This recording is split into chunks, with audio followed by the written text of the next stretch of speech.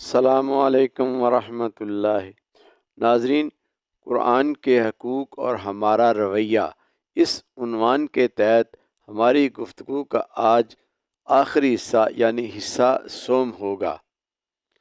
قرآن مجید پر ایمان لانے، سیکھنے اور اس پر غور و فکر کے بعد تیسرا حق اس پر عمل پیرا ہونے کا ہے،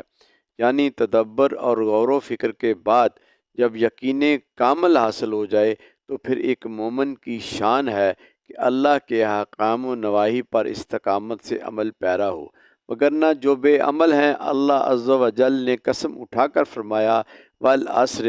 زمانے کی قسم کہ ان الانسان لفی خسر، بلا شبہ انسان فکر آخرت نہ کرنے کی غفلت پر بالآخر خسارے میں رہے گا، اور اس خسارے سے نکلنے کا آسان نسخہ بھی متصل بتا دیا کہ الا الذین آمنوا وعملوا الصالحات، جو انسانی ضابطہ حیات کے طور پر قرآن میں نازل کیا گیا ہے اس پر عمل پیرا ہوا جائے، کیونکہ فلاح وہی پائے گا جو ایمان لانے کے بعد اس پر عمل بھی کرے۔ بلا شبہ عمل سے زندگی بنتی ہے، جنت بھی جہنم بھی، یہ خاکی اپنی فطرت میں نہ نوری ہے نہ ناری ہے۔ رسول اللہ صلی اللہ علیہ وسلم نے ارشاد فرمایا، اے اہل قرآن، قرآن کو بس اپنا تکیہ ہی نہ بنا لو، یعنی اسے پس پشت نہ ڈالنا، بلکہ دن اور رات کے اوقات میں اس کی تلاوت کیا کرو جیسا کہ اس کی تلاوت کا حق ہے، اور اس کو پڑھنے کا حق یہ ہے کہ اس کو چہار دانگ عالم میں پھیلاؤ اور اس کو خوش لہانی سے حظ لیتے ہوئے پڑھا کرو، اور اس میں تدبر اور غور و فکر کیا کرو تاکہ تم فلاح پاؤ۔ قرآن کو پس پس ڈالنے والوں کی شکایت یوم معاشر اللہ کے حضور بھی ہوگی، جسے قرآن یوں بیان کرتا ہے، وقال الرسول یا رب انی قوم اتخذوا ھذا القرآن مہجورا، اور رسول صلی اللہ علیہ وسلم کہے گا کہ اے میرے پروردگار، بے شک میری امت نے اس قرآن کو چھوڑ رکھا تھا، یعنی میری قوم نے اس قرآن کو نظر انداز کر رکھا تھا۔ مراد قرآن کے حقوق سے پہلو تہی اختیار کرنا، قرآن کو پس پس ڈالنے کی صورتیں یہی ہیں کہ نہ قرآن کو سیکھنے کی کوشش کی، نہ معمول سے پڑھنے اور سننے کا اہتمام کیا، اور نہ ہی اس میں درج احکام الہی کا فہم حاصل کر کے اس پر عمل پیرا ہوئے، اور آج ہماری تنزلی اور روبہ زوالی کا سبب بھی یہی ہے۔ سیدنا عمر فاروق رضی اللہ تعالی عنہ راوی ہیں، نبی کریم صلی اللہ علیہ وسلم نے ارشاد فرمایا، ان اللہ تعالی یرفع بہذا الکتاب اقواما ویضع بہ آخرین، قوموں کو عروج قرآن سے جڑنے پر ملتا ہے،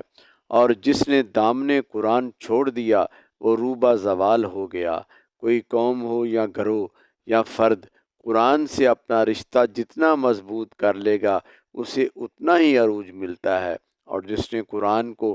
پس پشت ڈال دیا وہ ذلت و پستی میں گرا دیا گیا۔ آج امت مسلمہ اقوام عالم میں رسوا اور بظاہر آزاد مگر محکومی کی زندگی بسر کرنے پر مجبور ہے، اس لیے کہ قرآن سے تمسک نہیں رہا، یعنی قرآن کو سمجھ کر اس سے استفادہ کرنا چھوڑ دیا۔ قرآن مجید کا پانچواں حق اس پیغام خدا کو دوسروں تک پہنچانا ہے۔ ارشاد باری تعالیٰ ہے، کنتم خیر امت اخرجت للناس تأمرون بالمعروف وتنہون عن المنکر وتؤمنون باللہ، تم بہترین امت ہو جو سب لوگوں کی رہنمائی کے لیے ظاہر کی گئی ہے، تم بھلائی کا حکم دیتے ہو اور برائی سے منع کرتے ہو اور اللہ پر ایمان رکھتے ہو۔ گویا امت محمدی بہترین ہے، مگر یہ اعزاز اس کو اس ذمہ داری پر دیا جا رہا ہے کہ وہ پیغام خدا کو دوسروں تک پہنچاتے ہیں، اور رسول اللہ صلی اللہ علیہ وسلم نے ارشاد فرمایا، راوی عبداللہ عمر بن عاص ہیں، بلغوا انی ولو آیات،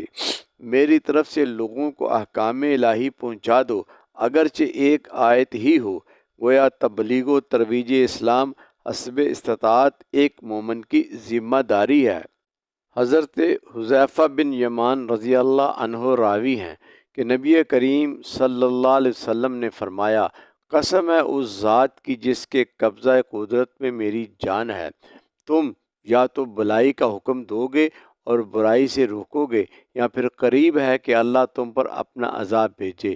پھر جب تم اسے پکارو گے تو وہ تمہاری سنے گا بھی نہیں۔ یعنی ایمان و عمل اسی کا قبول ہے جو آمنو و عامل الصالحات کے ساتھ دوسروں کے لیے وتواصوا بالحق وتواصوا بالصبر کا فریضہ انجام دے۔ گویا امر بالمعروف و نہی عن المنکر پر عمل کرنا مومن کی ذمہ داری ہے۔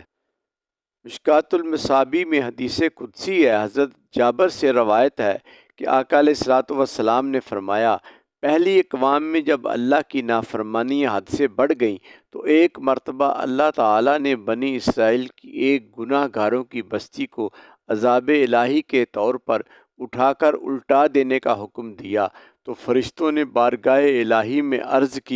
کہ مولا، تیری اس بستی میں ایک نیکوکار بندہ بھی رہتا ہے جو ہر لمحہ تیرے ذکر میں مشغول رہتا ہے، جس نے ایک لمحہ کے لیے بھی تیری نافرمانی نہیں کی۔ فرمایا، دین کی قدریں پامال ہو رہی ہوں اور اس کے ماتھے پہ شکن بھی نہ آئے، مجھے اس کی ایسی عبادت کی ضرورت نہیں۔ اس نیک بندے کے سمیت ہی بستی کو غرق کر دو کہ اس کے دل میں بستی کی اصلاح کا کبھی خیال نہیں آیا۔ بستی والوں کو میری نافرمانی کرتا ہوا دیکھ کر نہ تو اس نے انہیں ایسا کرنے سے منع کیا اور نہ ہی اللہ کی نافرمانی کرتے ہوئے دیکھ کر اس شخص کے چہرے پر رنگ ایک گھڑی کے لیے بھی متغیر ہوا، لہٰذا اس نیک بندے سمیت اس پوری بستی کو الٹا دیا گیا۔ ناظرین، قرآن ہمارے لیے ایک مکمل ضابطہ حیات لے کر نازل ہوا ہے، مگر ہم نے اسے پس پشت ڈال کر دوسری تہذیبوں اور مغربی اقوام کی نقالی شروع کر رکھی ہے، اور ان کھوکھلی تہذیبوں کے رسم و رواج کو ترقی کا نام دے کر دین اسلام سے آہستہ آہستہ منحرف ہو رہے ہیں۔ دوسری بات، بڑے دکھ سے کہنا چاہ رہا ہوں کہ آج بعض علماء الا ماشاء اللہ نے تبلیغ کو بھی کاروبار بنا لیا ہے۔ ایک تقریر کا باقاعدہ معاوضہ طے کیا جاتا ہے، بہت سی دیگر خواہشات کی تکمیل کا پیکج لے کر پھر کہیں دین کے نام پر ترنم اور طرز پر اشعار سنا کر قرآن کے پیغام کو اس انداز سے بیان کیا جاتا ہے کہ لوگ صرف اس پیغام سے وقتی حظ اٹھاتے ہیں، اور ادھر مجلس ختم، ادھر تمام باتیں یاد ماضی،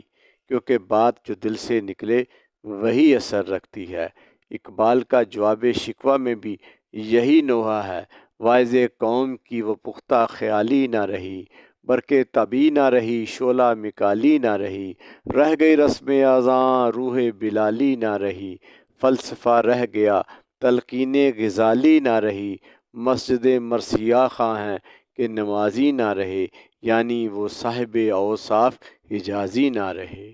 دعا ہے کہ اللہ ہمیں قرآن کا صحیح فہم عطا فرمائے، آمین یا رب العالمین، بجاہ